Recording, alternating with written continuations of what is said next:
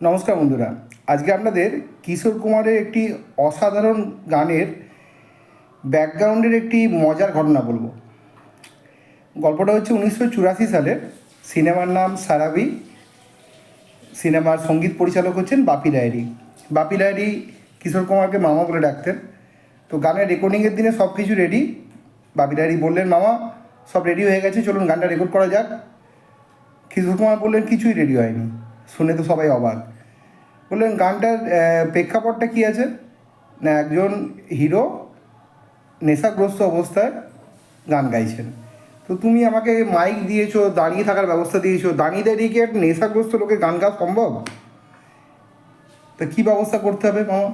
বললেন, চেয়ার নিয়ে এসো, টেবিল নিয়ে এসো, আমি শুয়ে গানটা করব। তো কিশোর কুমার এই খামখেয়ালিগুলো সবাই প্রশ্রয় দিতেন, জানতেন এর পেছনে একটা আশ্চর্য কিছু ম্যাজিক হতে চলেছে। যেমন কথা তেমন কাজ। টেবিলের ব্যবস্থা হলো। কিশোর কুমার একটু আরাম করে শুয়ে পাশ ফিরে শুলেন এবং গান শুরু করলেন। সেই বিখ্যাত গান সারাবি সিনেমার। এই গানটাতে আবার আশা ভোসলেরও একটি অংশ ছিল, সেটাও খুব সুন্দর। इंतहा हो गई इंतजार की, आई ना कुछ खबर मेरे यार की,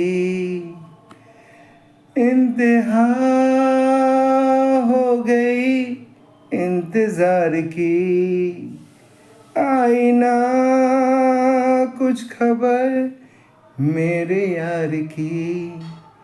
তো কিশোর কুমার এই ছোটো ছোটো জিনিস যেগুলো গানের মধ্যে ব্যবহার করতেন এবং গানটাকে পারফেক্ট করার জন্য যেগুলো তৈরি করতেন এবং সুরকার সেগুলো প্রশ্রয় দিতেন, সেইগুলোই হয়তো গানটার ম্যাজিক তৈরি করেছে, যা যুগ যুগ ধরে আমাদের কাছে এতটাই জনপ্রিয় হয়ে আছে। যদি ভালো লাগে বন্ধুরা, প্লিজ ভিডিওটা একটু লাইক করে দেবেন আর চ্যানেলটাকে সাবস্ক্রাইব আর শেয়ার করে দেবেন। কালকে নতুন একটা গানের গল্প নিয়ে ফিরে আসছি।